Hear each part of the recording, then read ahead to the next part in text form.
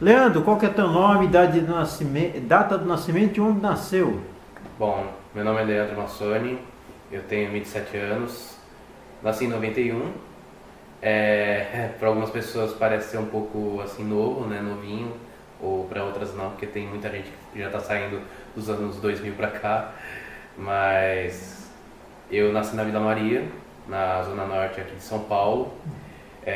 Desde criança eu sempre gostei da área de comunicação, sempre gostava muito de brincar também, às vezes de fazer um jornalzinho ou brincar que eu estava na frente de uma TV, mas eu acabei despertando curiosidade pela escrita na época da escola, quando eu tinha uns 15 anos. Quando eu fiz um artigo para poder fazer uma crítica ao governo na época, e os professores gostaram, acharam interessante e falaram: poxa, você poderia trabalhar com jornalismo ou trabalhar escrevendo.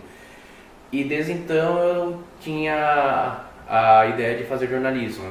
Então eu comecei a faculdade em 2009, em 2008 terminei a escola, em 2009 eu comecei a faculdade, me formei em 2012 e foi no último ano que eu conheci. Mas qual faculdade você se formou? Eu me formei na Universidade Paulista, Unip. Eu me formei aqui na Vila Guilherme, aqui na Zona Norte. E no último ano a gente estava com um grupo, né? Tinham se formado alguns grupos, né, de TCC. O nosso era eu e mais 4 pessoas. E a gente ainda estava em dúvida com o que a gente ia fazer de trabalho, né? A princípio eu tinha sugerido fazer uma entrevista com o Zé do Caixão, né? O pessoal até gostou e tudo mais, aí eu entrei em contato com a filha dele, só que aí ela queria uma quantia financeira para entrevistar o pai dele em uma questão de um dia. Aí o nosso orientador pegou e pediu pra gente descartar. Então, e aí eu me lembro que no dia seguinte, o Paulo, que aliás eu ainda vou falar sobre ele, ele era o mais velho no nosso grupo, ele só tinha 45 anos. E aí ele teve a ideia de fazer o trabalho sobre o Nacional. Aí eu fiquei pensando, poxa, mas eu gosto de futebol, eu acho muito bacana o futebol, mas será que esse clube dá para esmiuçar alguma coisa, dá para tirar, digamos assim, leite de pedra? Aí eu percebi que eu estava enganado, e ainda bem que eu estava, porque eu fiquei incumbido de fazer a parte histórica, né, porque tinha um relatório e tudo mais.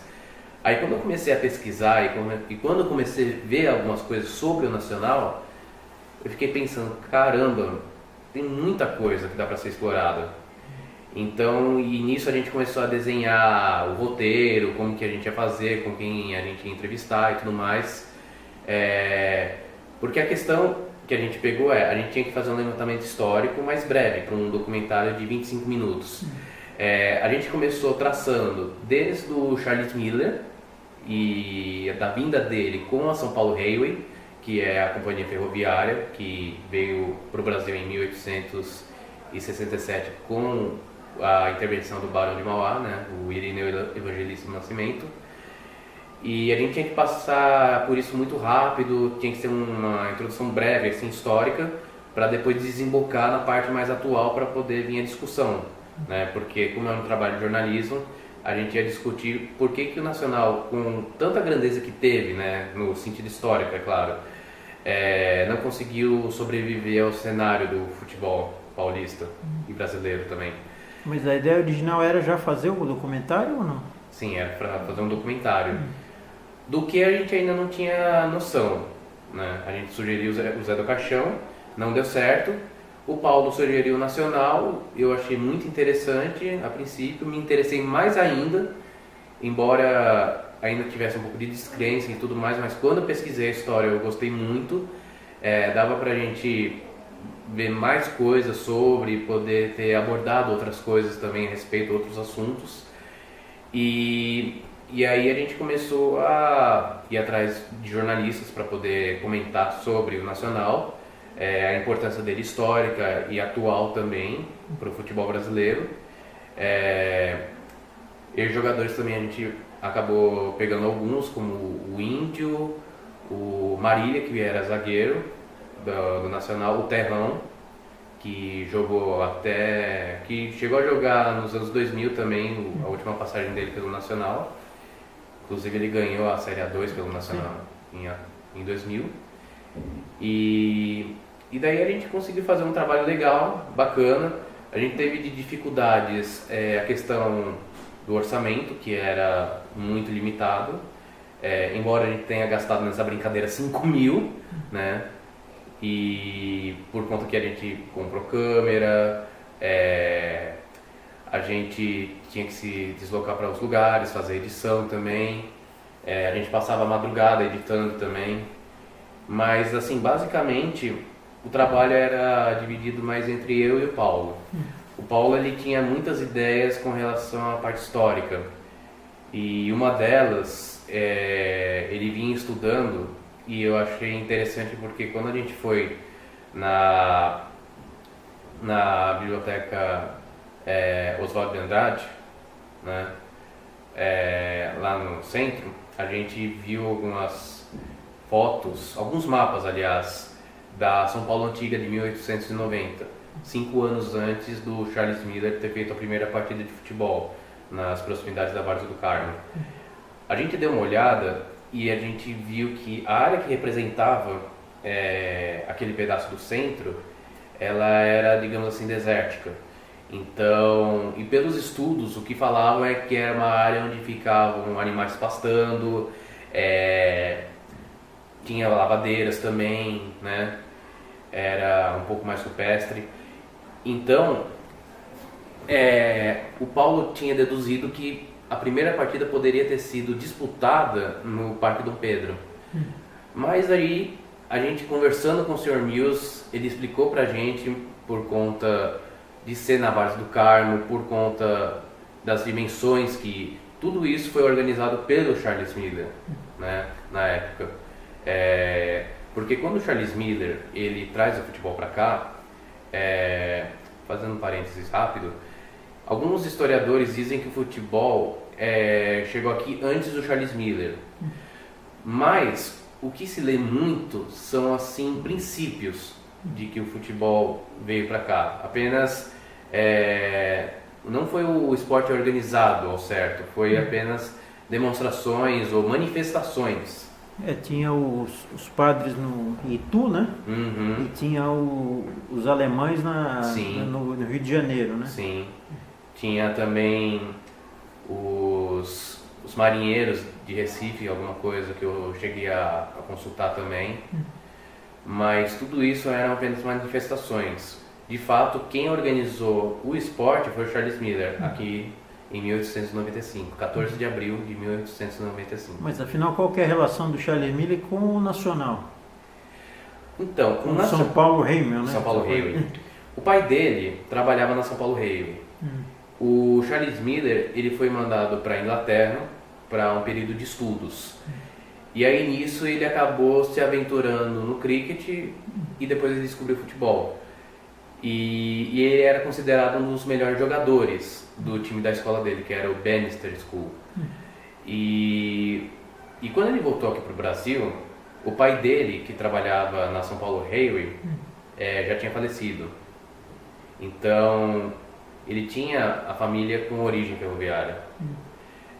Aí quando ele voltou para cá... Ele voltou engenheiro, não foi isso? Então, essa história eu já não saberia te explicar, se ele voltou engenheiro ou não. Ele trabalhou na São Paulo Railway, porque como o pai dele já tinha trabalhado lá, ele conseguiu um emprego lá. Segundo o John Mills, ele conseguiu trabalhar na parte de almoxarifado, alguns serviços assim, braçais, alguma coisa nesse sentido. E aí ele, observando que haviam alguns imigrantes ingleses que eram radicados aqui no Brasil, que não tinham um tempo para um período de recreação, para que se tivesse um convívio social melhor, ele resolveu introduzir o esporte, o futebol, a eles. Então ele fez a tentativa, né, que é a tentativa que até hoje todo mundo sabe, que foi nas proximidades da Várzea do Carmo. E aí ele trouxe os equipamentos, a bola, os cartões, o livro de regras. E com esses ingleses, com esses funcionários da São Paulo Railway, mais alguns funcionários da companhia de gás local, né, e também do London Bank, que eram empresas britânicas com sedes aqui em São Paulo, né, que vieram por conta também da imigração, que ajudou muito na expansão econômica e comercial do país. Ele acabou organizando a primeira partida de futebol. Então a partida foi entre São Paulo Railway e The Gas Company, né? Ou Companhia do Gás, né? Que era um time de combinado. E foi 4-2 para o time da São Paulo Railway, com 2 gols do Charles Miller. E depois disso, o Charles Miller vai para o São Paulo Athletic, né? Que é o SPAC, né? E eles ainda chegam a fazer mais um jogo. Que foi pouco registrado, que foi pouco comentado, aliás. Teve muito pouca divulgação, mas foi através de um campineiro, um habitante de Campinas, que ele conseguiu achar um trecho de um jornal falando da época daquele jogo entre o SPAC, né, que era o São Paulo Railway Athletic Club, e o SPAC, né? E tem esse registro também. E aí nesse jogo o Charles Miller joga pelo SPAC.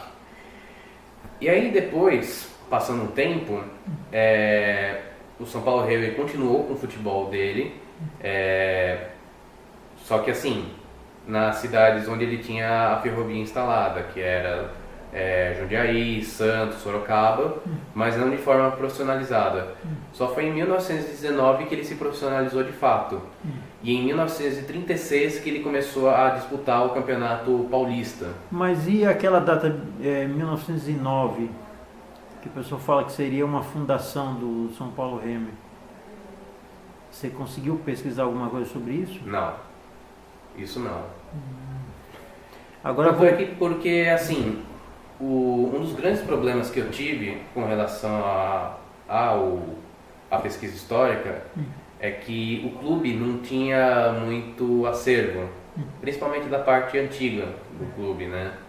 Que era da São Paulo Railway e tudo mais. Tem o famoso incêndio da Estação da Luz, né? O incêndio de 46 que acabou incinerando praticamente tudo que tinha da São Paulo Railway. E que ainda há indícios que tenha sido criminoso, né? Por conta da concessão da ferrovia. Quando terminou a concessão de 90 anos, o governo ele encampou a ferrovia e foi ele ia encampar a ferrovia e 2 dias antes disso acontecer, aí houve um incêndio, né?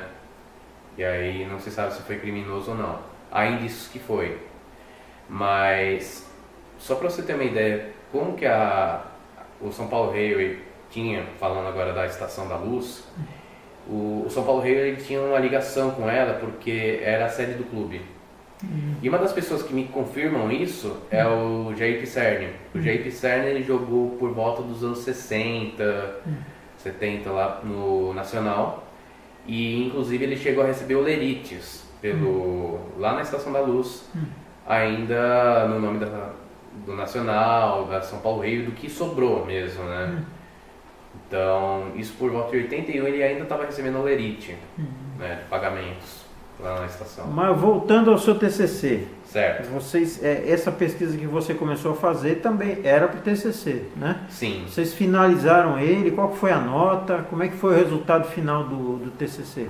Então, a gente acabou levando 9, pelo seguinte, como a gente usou uma câmera Handcam, que é uma câmera pequena, e não tinha entrada para microfone, captação de áudio perfeita e a imagem, a gente teve muito problema com captação de imagens e também em alguns pontos, em algumas entrevistas do documentário, teve um pouco de ruído na sonora dos entrevistados.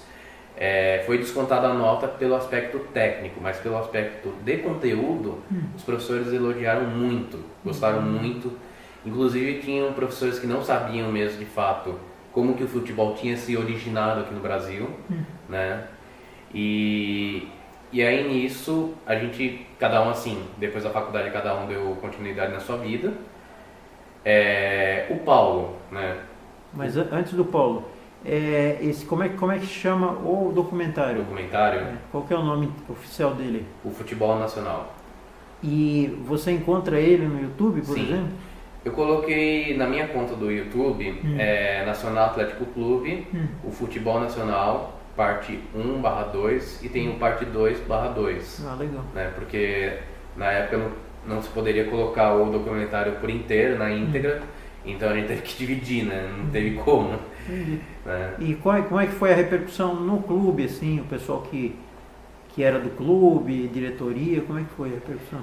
Olha, foi assim, boa. O clube, a gente estava achando que ia ter resistência do clube de fazer um trabalho audiovisual, principalmente da diretoria, mas foi bem diferente do que a gente pensou. Eles foram bem solícitos com a gente, o seu Ayrton Franco Santiago e o senhor Galo, que é o vice-presidente, eles foram muito abertos conosco. O seu Galo tinha autorizado a nossa entrada. Quanto a alguns funcionários, alguns foram tranquilos de dar entrevista, outros não queriam mesmo de fato, talvez por vergonha, alguma coisa nesse sentido, mas a gente entende, né? Mas eu me lembro que, assim, uma das entrevistas que eu fiquei, assim, muito persistente, e inclusive o Paulo brincava comigo que eu tava sendo um ditador mesmo, sabe? Mas é que eu tava muito persistente, foi com o senhor Orestes, porque o Orestes Novelli, ele foi um dos principais técnicos que revelou grandes jogadores pelo Nacional, né? Ele que revelou o Dodô, não sei se ele revelou o Índio, revelou o Terrão, por exemplo, o Thiago Mota, enfim. O Thiago Mota, ele teve uma passagem pelo Nacional, só que não oficial, né? Ele deve ter participado dos juniores e depois ele foi para o Juventus e deu continuidade na carreira. Mas assim, você fez o documentário, né? Aí depois você acabou a faculdade, e o que te motivou a fazer o pós para jornalismo esportivo? Tá. Só uma coisa, eu me lembro que na época que a gente estava fazendo o TCC, o Milton Neves tinha divulgado no site dele o Terceiro Tempo, e o pessoal da nossa sala falou, nossa, tal, poxa, já tá assim, tudo mais. E os jornalistas também na época estavam gostando muito que a gente entrevistava eles e tudo mais. Digamos assim, foi pequena, talvez assim pelo fato de que em comparação agora, que o Nacional vai fazer 100 anos em fevereiro, teve muito pouca repercussão. Bom, aí depois da faculdade, que cada um seguiu o seu caminho, eu já tinha vontade de seguir na área esportiva. Eu sempre gostei muito de tudo relacionado à literatura esportiva, principalmente o aspecto histórico, que eu acho incrível. E assim, uma das coisas que eu defendo um time não precisa ser grande através dos seus títulos. Ele pode ter uma história brilhante. E é isso que eu pretendo mostrar com o livro. E a ideia do livro, o que acontece? Antes do livro, peraí. Tá correndo aí. Desculpa. Você foi fazer pós-graduação de jornalismo esportivo, é isso? Isso. Aí você entrou na área esportiva como jornalista, como profissional ou não? Não, eu fiz a pós-graduação em 2016, terminei em 2017. Nisso a gente chegou a fazer um trabalho por lá de futsal, né? Mas é aquilo, trabalho de faculdade, cada um também acabou seguindo o seu caminho.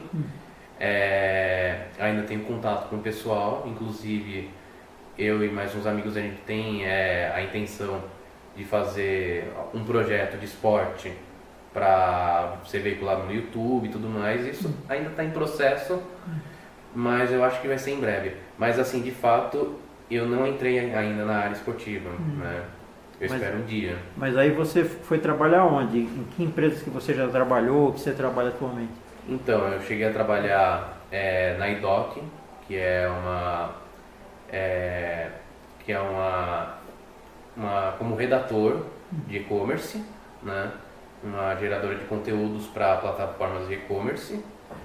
E hoje eu trabalho numa agência de notícias do segmento católico, né?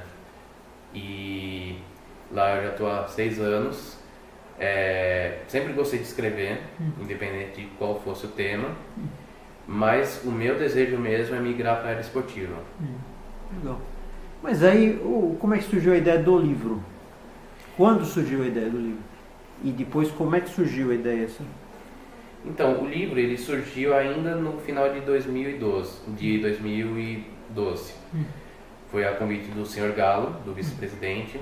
Ele tinha ficado entusiasmado com o documentário e ele fez o convite para mim e para o Paulo de fazermos o livro. Só que assim, isso depois do documentário. Só que aí, o que aconteceu? Eu discutindo com o Paulo tinha a ideia de que o Nacional ia bancar financeiramente, que a gente ia conseguir patrocinador fácil e tudo mais. Só que a gente sabe que não é bem assim. E muitas vezes a gente tem que tirar do nosso próprio bolso os recursos. E fora que assim, ele tinha um outro esboço de livro, inclusive até mantenho hoje guardado, salvo. Me mandava vários e-mails assim, de ideias que ele tinha e sabe... E só que assim, tudo muito voltado para o lado histórico, totalmente. Mas na questão da primeira partida, do local onde foi, da importância do Charles Miller para o futebol brasileiro, e outras coisas mais. E aí nisso houve assim um desentendimento entre eu e ele em diferenças criativas.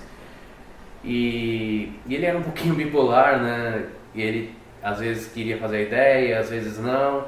No final ele acabou desistindo. Aí no final da minha pós-graduação em jornalismo esportivo, na Embi Morumbi, eu cheguei na casa da minha namorada, né, que agora é futura noiva, e eu falei pra ela, eu me lembrei na hora do Nacional, sabe, do documentário que eu fiz e tudo mais, e eu percebi que faltava uma questão de 2 anos, talvez 3, para o Nacional fazer 100 anos. E também outra, o meu colega de redação onde eu trabalho atualmente na agência, ele ficava enchendo meu saco porque ele tinha feito um livro, né? E ele queria saber quando que eu ia fazer um livro também.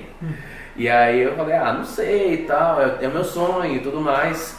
Eu gostaria muito de fazer, e aí eu nunca vi a oportunidade de realmente começar.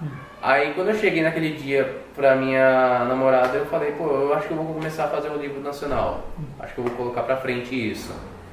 E eu sei que em questão de 6 meses, ou menos do que isso, eu consegui fazer 50 entrevistas. Comprei um gravador e fui.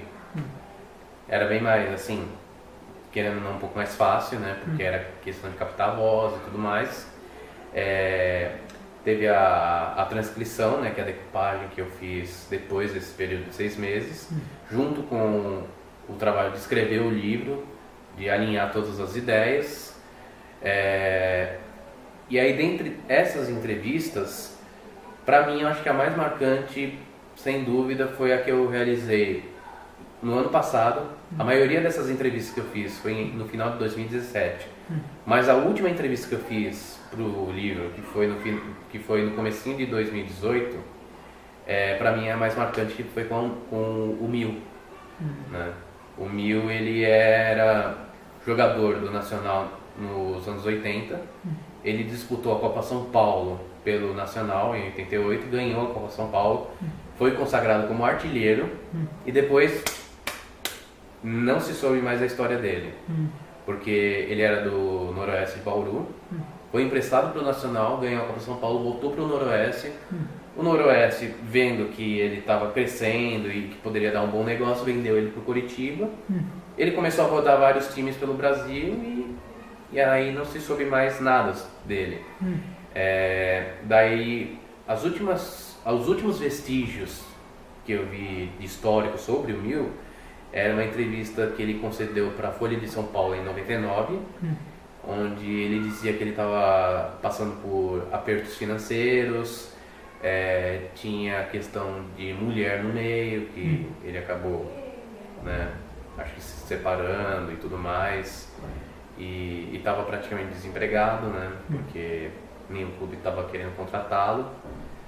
E aí eu fiz uma pesquisa mais investigativa, comecei a fuçar na internet, assim, peguei catálogo da época da Copa São Paulo, peguei o nome inteiro dele, o nome completo, pesquisei na internet, consegui achar o perfil da mulher dele pelo Facebook, e nisso eu não achei o perfil dele no Facebook. Mas a entrevista que eu fiz com ele por telefone, eu consegui pelo intermédio da mulher. E assim, atualmente ele está morando em Marilândia do Sul, no Paraná. Ele trabalha com agricultura, né? E um dos torcedores, aliás, um dos conselheiros do Nacional hoje, que é o David Silva, que era um dos poucos que tinham contato com o Mil, eu cheguei a falar para ele que eu achei o Mil e tudo mais, e ele tinha me dito que ele poderia ser um pouco arredio, que ele poderia não querer comentar sobre o Nacional, mas foi totalmente diferente. Ele foi super aberto, franco comigo, falou quais foram os problemas que ele enfrentou na época, e ele tem desejo realmente de voltar aqui para São Paulo para conhecer como é que tá, para ver como é que tá o NASP hoje em dia e tudo mais. Ele guarda bastante carinho. E das outras entrevistas, Fala alguns nomes aí de quem você entrevistou aí. Bom, começando assim da parte histórica, eu entrevistei o Sr. Mills, o John Robert Mills, que foi o biógrafo do Charles Miller, que inclusive me ajudou muito na questão de informações, recorte de jornais na época falando sobre o Charles Miller, né, porque eu precisei contextualizar a origem do Charles Miller com a São Paulo Railway, a vinda da São Paulo Railway com o Charles Miller, e ele me ajudou muito também com fotos, né? Inclusive um dos últimos arquivos que ele tinha de foto, que era da São Paulo Antiga, acho que até de imagens que tinham sido feitas pelo Benedito Calixto, da época de São Paulo de 1890 em diante, ele deu para mim de presente, guardo até hoje. Ele me ajudou bastante. Teve o Moisés Lavander, que trabalha na CPTM, e ele foi autor do livro São Paulo Railway, Memórias de uma Inglesa, e ele me contextualizou um pouco nessa parte histórica da ferrovia. Celso Zelt, que também ajudou na parte futebolística e histórica.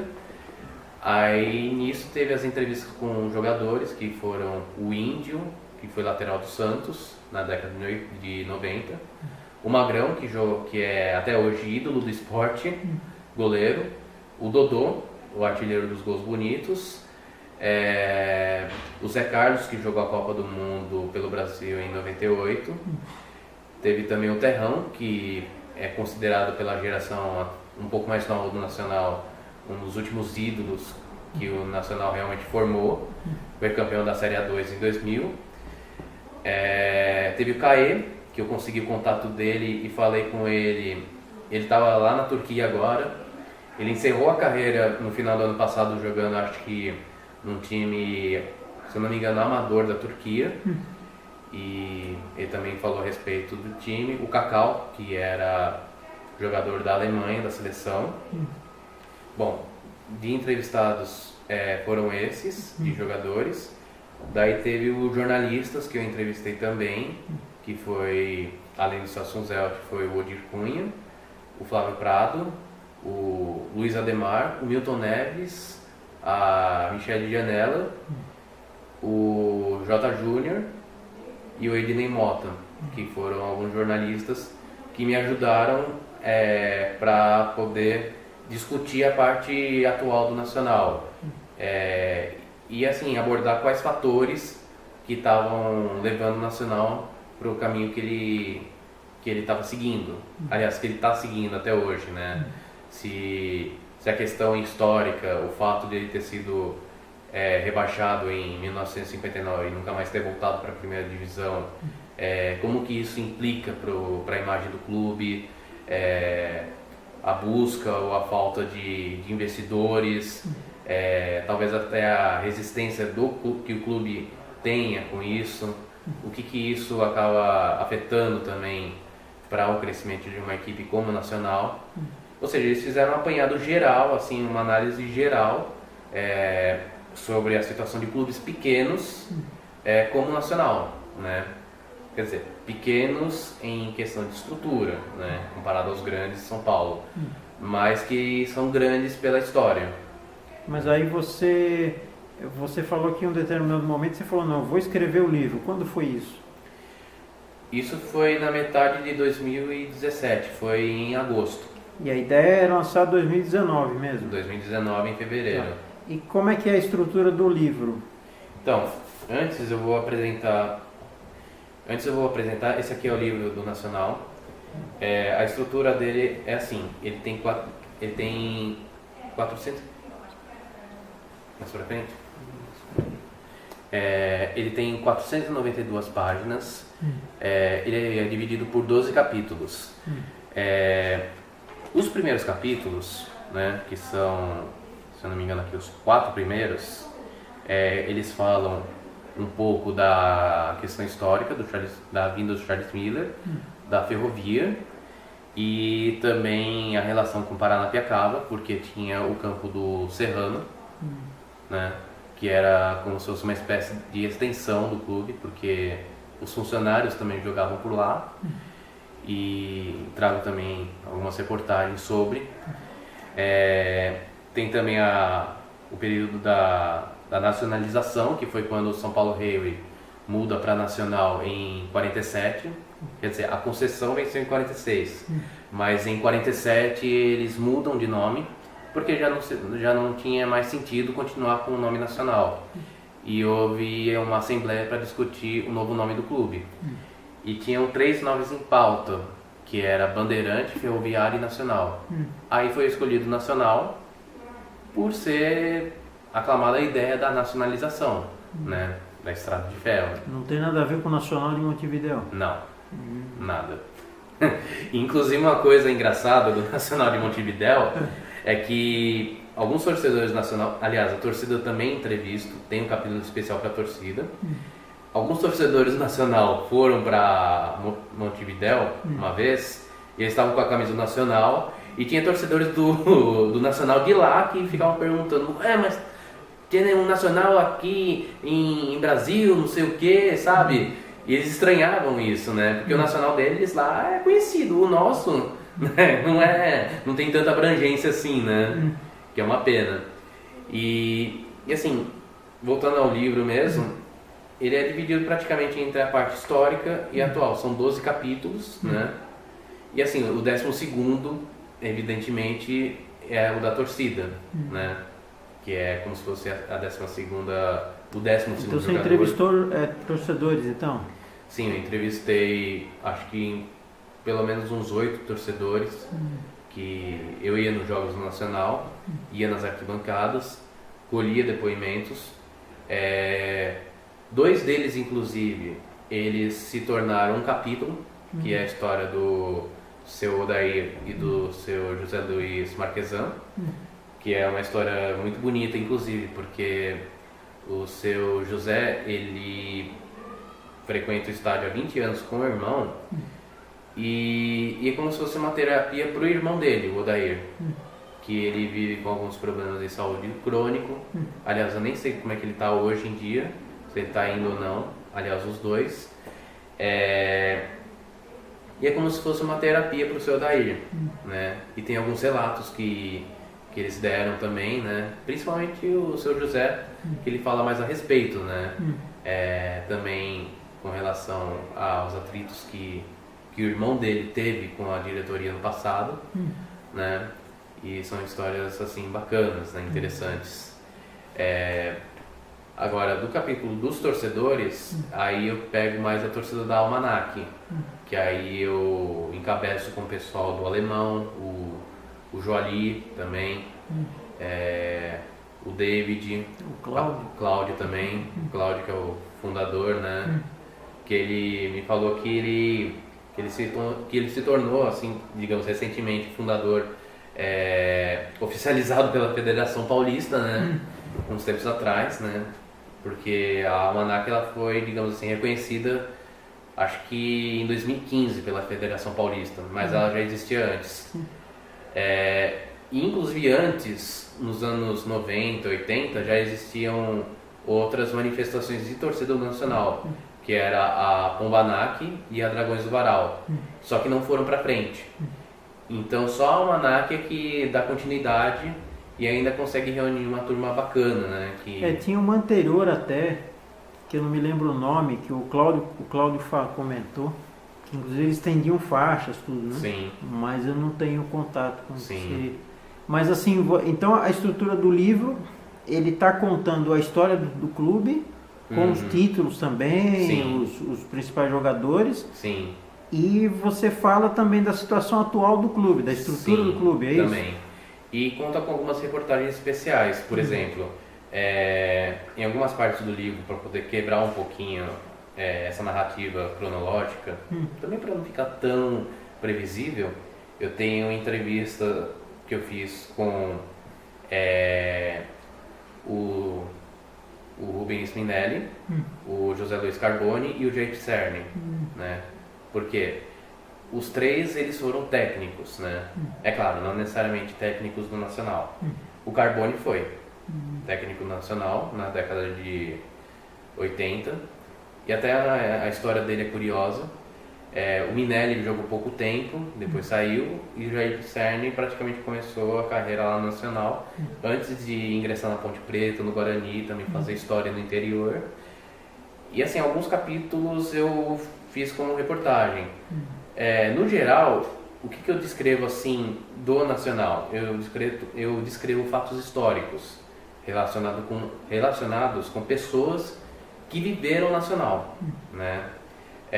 Que nem dados técnicos sobre área, extensão do clube, quanto que tem de hectares, essas coisas, não. É mais assim a parte contexto histórico e atual. Também eu falo sobre o tombamento do estádio que aconteceu no ano 2017, foi muito importante para o clube. As últimas parcerias que teve em 2009, que foi com o Vampeta, que foi com o Corinthians, que trouxe o pessoal do Sub-20 para lá e acabou não dando certo, e aí o Vampeta e companhia tiraram o pé e tiraram o time de campo, e aí nisso ocasionou o rebaixamento no ano seguinte do Nacional para a 4ª divisão, que é considerada a segunda divisão para a Federação Paulista, mas que todo mundo sabe que não é. É a 4ª divisão, ou B1, como era antigamente. E aliás, eu até descrevo um pouquinho do histórico que eu presenciei na época de 2012, porque foi quando eu comecei a fazer o TCC e eu até falo um pouquinho a respeito no livro, né? Umas partes ou outras, né? Eu conto também com uma entrevista que eu fiz com o senhor Orestes Novelli, ainda em 2012, e que não foi pro documentário. E aí eu utilizei também, porque eu achei muito justo, né, pelo que ele estava falando.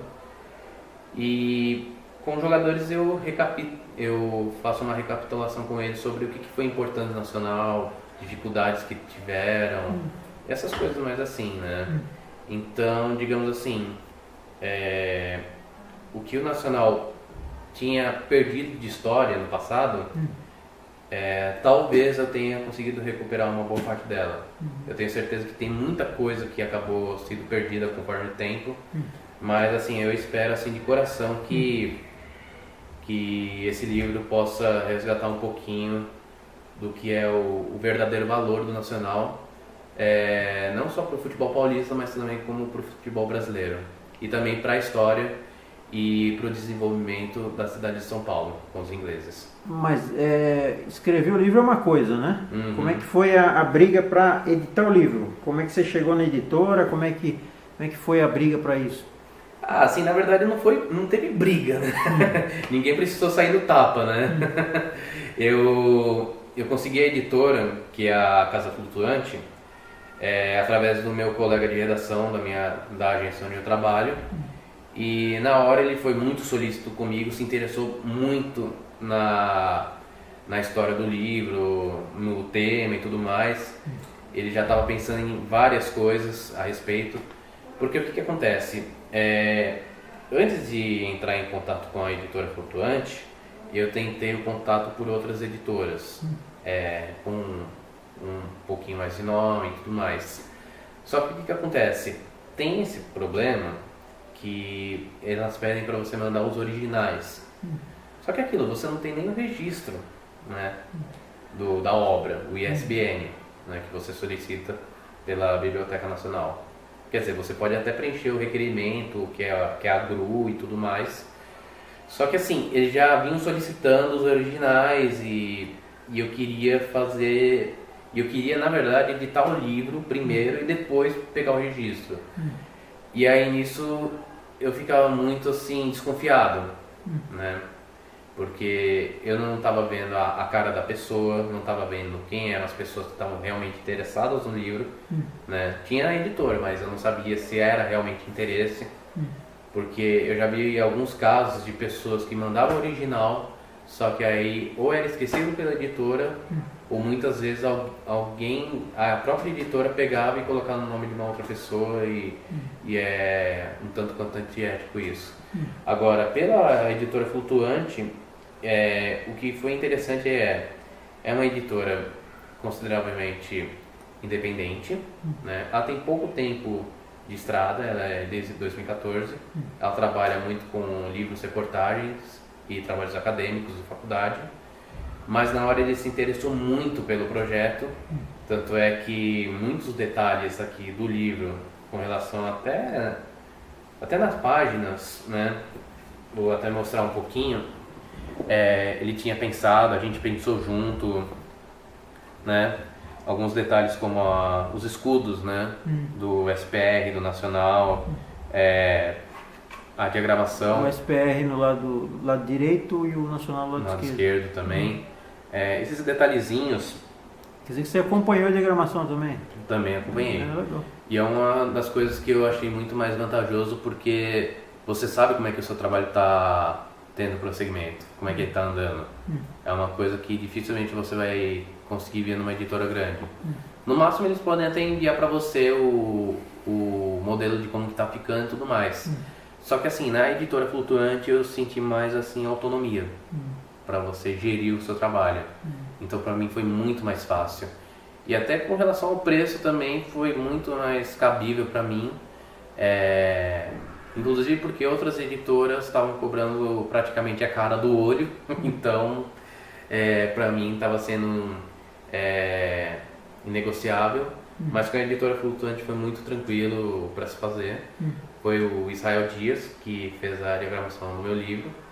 Quem faz a revisão ortográfica é a Raquel Azevedo, uma colega minha e amiga. E assim, E a capa? A capa foi ele também, da editora Flutuante. Ele tinha feito alguns esboços de capa. A princípio ele queria fazer só do escudo do Nacional, né? Mas eu pensei, não, eu acho que seria interessante unir o antigo com o atual. Porque de certa forma eu trago muitas coisas sobre a São Paulo Railway. Tem muito relato sobre a São Paulo Railway. Porque Nacional e São Paulo Railway, eles não andam separados. Então eu fiz questão que pudesse ser colocado os dois escudos, né? E várias dicas que ele me deu também com relação a tomar cuidado com, por exemplo, se você colocasse 100 anos, sabe? Colocar um título nacional 100 anos. Você poderia datar o livro, deixar ele com um aspecto mais antigo. E assim, dá a entender que é um livro que realmente conta a história nacional, independente do ano, é atemporal. Então, fora outras coisas aqui também, ó, aqui atrás, eu preferi deixar um pouco mais limpo. E aí tem uma das frases célebres ditas pelo seu Galo, que é: o Nacional é um clube maior do que a cidade de São Paulo, né? E o ferroviáriozinho, que é o mascote, né? Que eu achei interessante e coloquei. Pedi para colocar, aliás.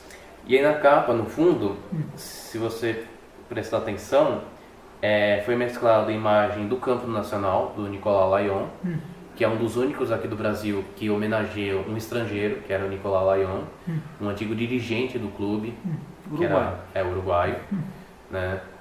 E um vagãozinho, né, que fica na sede do clube para poder remeter à ferrovia, né?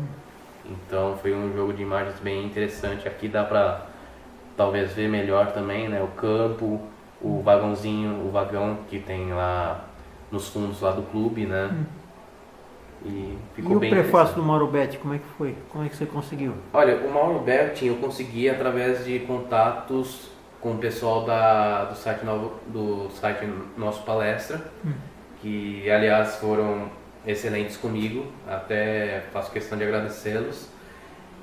Na hora que eu falei do projeto do livro, do contexto que ele estava se inserindo, o porquê que eu queria fazer o livro e tudo mais, não teve restrição alguma. Eles me passaram o contato do Mauro Betti, que na mesma hora, assim, foi bem... que na mesma hora ele aceitou fazer o prefácio, e em questão de menos de 2 dias ele já estava pronto, o prefácio. E sempre quando eu posso, eu sempre mando alguma coisa pro Mauro Betti falando sobre o livro, como é que está o andamento e tudo mais. E ele até chegou a divulgar o livro nas redes sociais dele, né? E também uma outra coisa, o pós-fácil, tem o pós-fácil que é do Celso Zelt. Ele também fez questão de escrever o pós-fácil, né? Legal. E quando vai ser o lançamento? O lançamento vai ser no dia 5 de fevereiro, às 7 horas da noite. Vai ser na livraria Martins Fontes, na Avenida Paulista, 909. Vai ser aberto para qualquer pessoa que quiser vir. Vai ser também divulgado nas redes sociais, tanto no Facebook quanto no Instagram. E eu espero vocês lá, né? Ainda também deve haver um lançamento no clube, né? Mas a gente ainda está discutindo a respeito. Mas por enquanto a gente está trabalhando com um lançamento que vai ser na livraria Martins Fontes no dia 5 de fevereiro, às 7 horas da noite, na Paulista.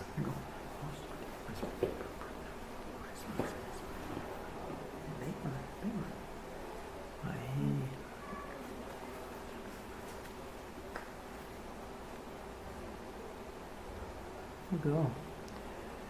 Bom, então, Leandro, você está participando, você é um dos pilares aí dos 100 anos do Nacional, né? Das comemorações, né? Como é que você está vendo isso aí?